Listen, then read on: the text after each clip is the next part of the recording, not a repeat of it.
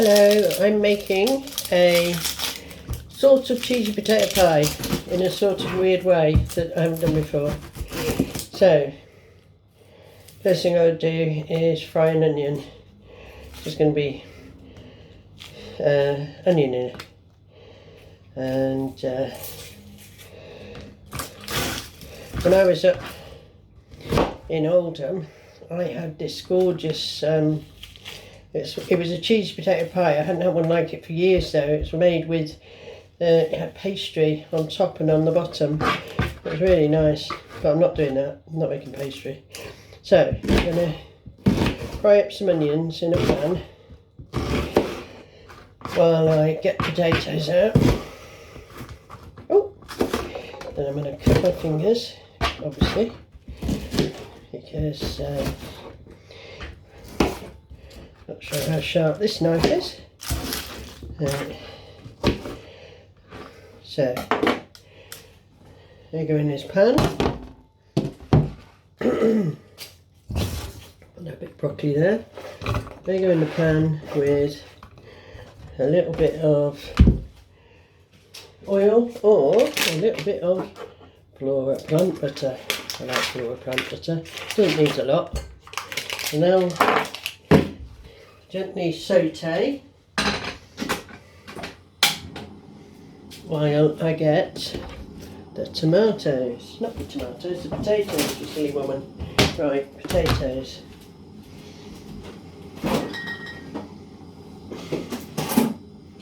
So, these potatoes have already been cooked and tossed in butter. So all I'm going to do is roughly mash them up. Not even going to need probably not going to need a spud masher. I think I might be able to do it with a fork. Because I want them to be sort of rough. And they're still in their skins, they're new potatoes. And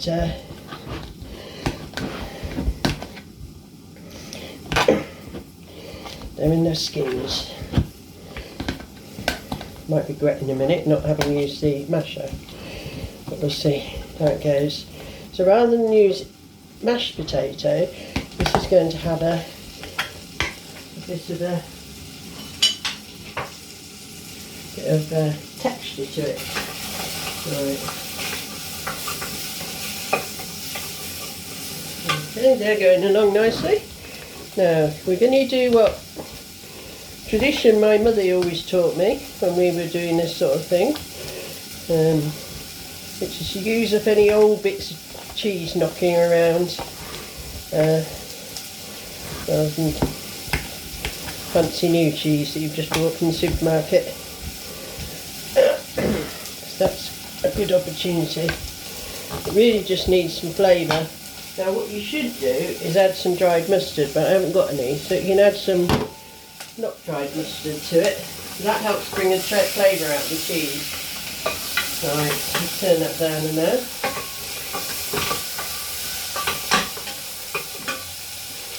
Right, we're getting there. Now I did actually salt these potatoes, I think, when I cooked them, which is unusual. I don't normally do that. So this would be also great in to make a hash, couldn't you, with some corned beef. So my plan this year is to use up some of these cans that I've been hoarding for I don't know how long. I've been started going through and dating the cans, pulling out the ones that are out of date so that I'll use them. Right, we need pepper. We've got some salt. Pepper.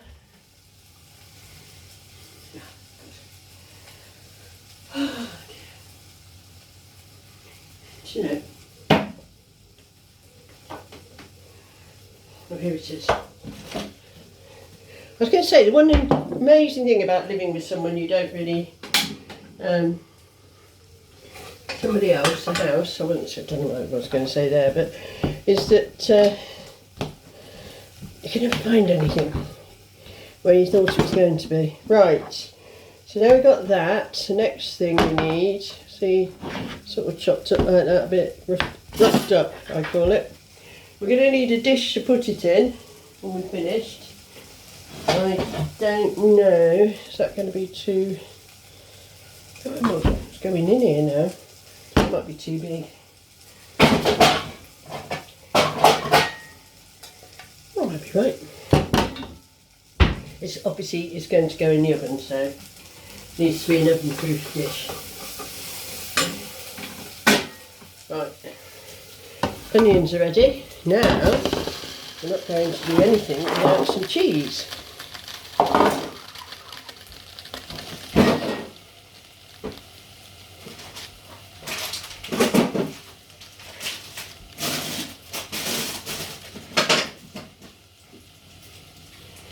So, we're literally hunting bits of cheese, leftover cheese.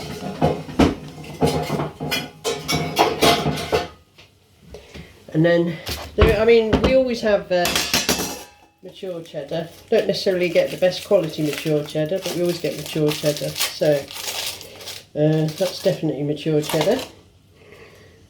And it's got a bit of foil stuck on it. So, that'll be the first bit we use. Put onto taste test. Now to go with this, I'm going to have, I've got broccoli here, I've got spinach, and I've got mushrooms.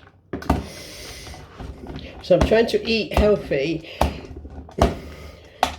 and eat lots and lots of vegetables and fruits, which are very good prebiotics. So if you have your probiotics, which is like live yogurt, you also need to have some prebiotics, because they just help the whole process of improving your gut microbiome, which apparently can help you feel a lot better all over. Now we have got a little bit of leftover mozzarella here, which can go on the top. And I've got about a ton of tomatoes, literally hundreds, which can also go on the top. Right, that's some cheese, some of which went on the floor. We'll just try a different one, see if there's any difference in flavour.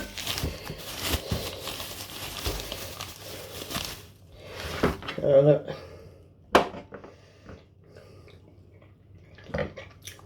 Yeah, that one's definitely sharper. So I pop the bits in here. Of course, what's different to how we'd normally do it is that this cheese won't actually melt when we mix it with the potato, because the potato's not hot. So it'll melt while it's cooking. I'm using a lot of cheese, and I haven't weighed anything, so it's all I. There was nothing in that bowl yet, isn't it? That's one of my enamel ones. Right. Anyway, some of this can probably be used on the top as well. So we've only got a little bit of onion. Just to add a bit of flavour. Right, so that's all that.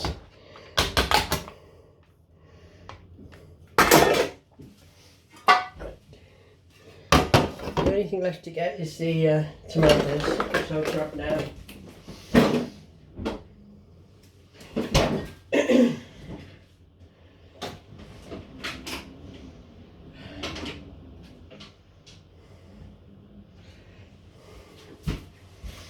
And lots of tomatoes. Right, so what we're going to do, we're going to put the onions in here.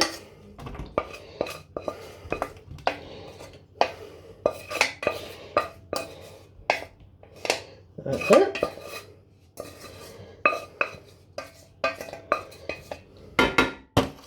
And then we're going to pop the potato in there. Like that.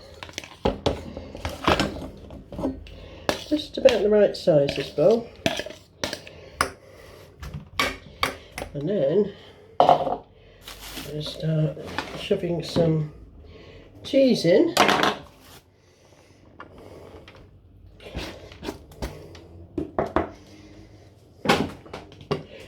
like that. Looks great, because if you do it by eye, you can see exactly what you're doing. Then we're probably going to want some more salt. And we're going to need some pepper. At this stage, we're going to put in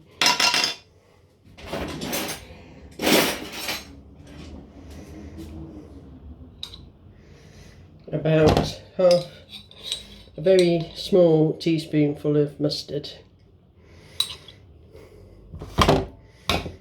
which is definitely going to help bring out the flavour of the cheese. Right, now,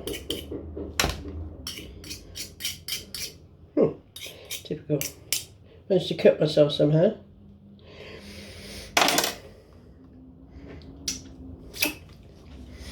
Which just reminded me, I was supposed to take a first aid kit to our group outing yesterday and I forgot.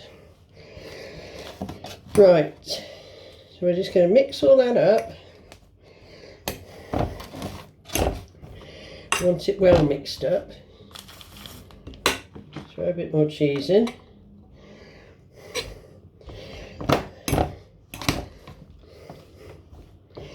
I can tell when it's mixed up. I don't know if you can see. It's going to be able to tell because we won't see the mustard anymore. It will have disappeared. And it will look like there's onions everywhere and not just in certain spots. I think the onions are going to really be nice.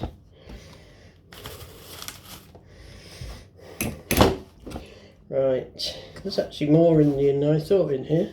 A bit more. A bit more.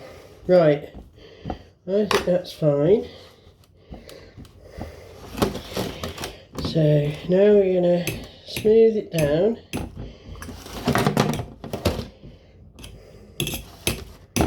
Like that. So it is quite oniony. You see that? It's quite rough and choppy. So now we're going to use a bit of mozzarella. This mozzarella has lasted ages. Sprinkle some mozzarella over. Sprinkle some other cheddar over. And this is the point at which we're going to chop up our tomatoes. As I say, we've got hundreds of tomatoes. Really, I should use these big ones.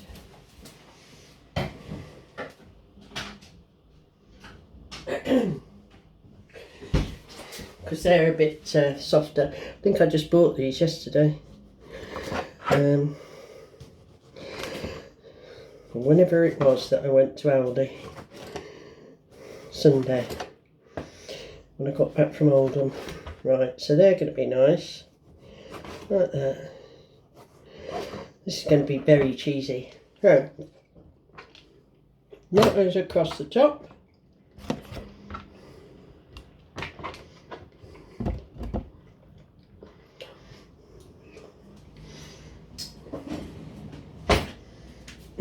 There, like my fingers. And now I want to put a tiny bit more of mozzarella. And then I should have preheated the oven, but of course I haven't. Because I should pop that in there now. Really, I should have washed it first, but I'm running short of time here. Right. Oven on.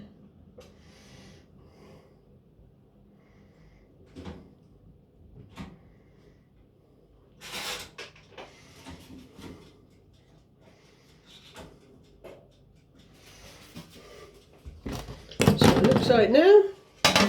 Pop it in the oven. And it's not easy working with a mini oven, I tell you. Not easy at all. Right, pop it in the oven like that.